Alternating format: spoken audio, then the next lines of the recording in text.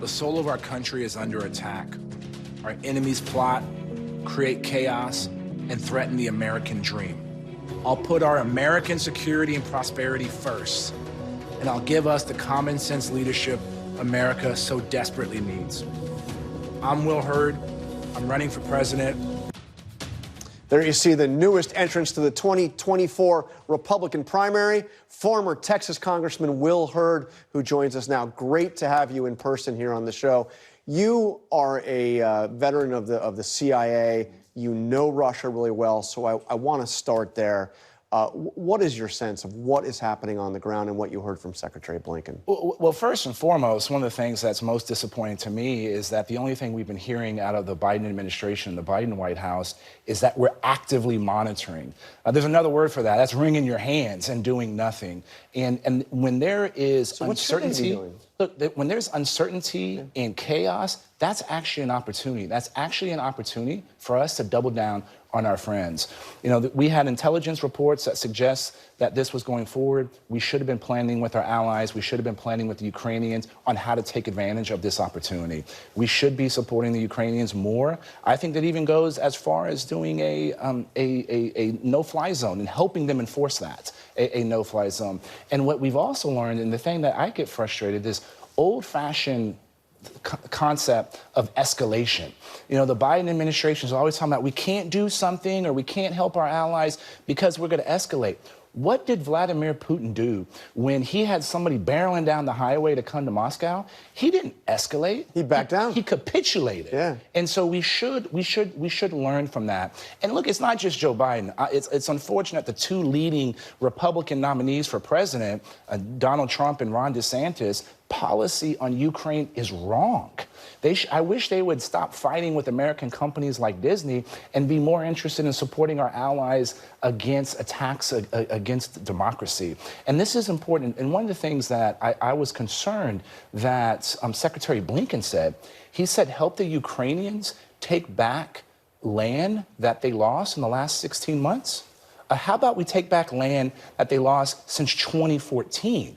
We should be making sure that we're supporting Ukraine and pushing the Russians out of Crimea, out of the Donbass. And I hope that was just him misspeaking and that the official policy is not just going back to the way things were when the Russians most recently invaded 16 months ago. But to be clear, you're not saying that we should have in any way aided the effort to Prigozhin in this effort. I mean, he's in many ways worse than Putin, right? Look, Prigozhin is a thug. Yeah. He was upset that Vladimir Putin is not being nasty enough in Ukraine. So it's not supporting him. It's supporting the Ukrainians in their counteroffensive. Taking advantage of the chaos. Making sure our allies, our NATO allies, are helping with advanced weaponry that are going and moving into Ukraine in order for them to push the Russians out of all of Ukraine, not just the last 16 months. Okay, so let me ask you about your campaign. I mean, you are a real long shot. I mean, you know that better than anybody. Sure. But what's the theory of the case here? Well, the theory of the case, look, yes, I'm a dark horse candidate. I recognize that. But we have seen over the last couple of days that we need people that have a real experience when it comes to national security. And look, Donald Trump had some good ideas, but he lacked an understanding of the second and third and fourth order effects of those ideas. He lacked an ability to leverage the government in order to execute on those things. People like Ron DeSantis don't have that experience when it comes to foreign policy.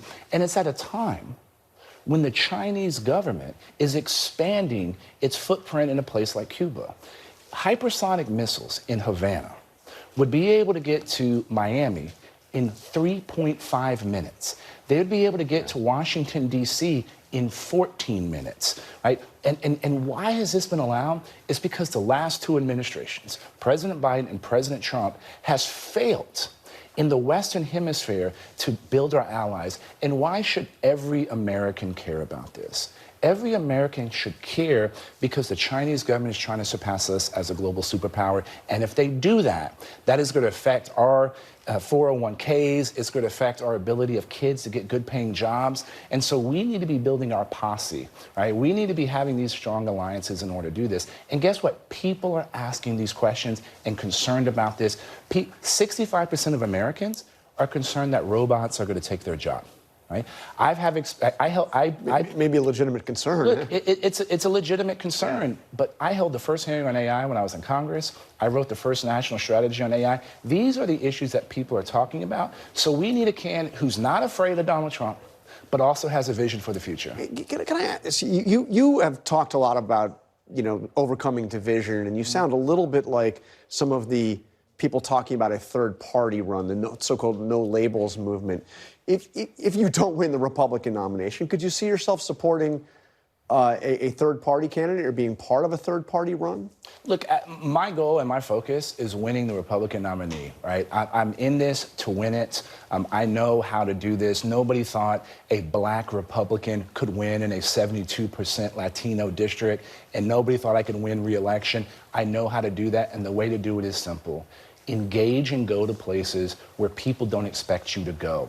It's hard. Don't get me wrong. The problem with most politicians is they're lazy and they want to do the easiest path forward. And when only 23% of Americans are voting in primaries, there's a lot more that needs to be built. Will Hurd, thank you for joining us here on This Week.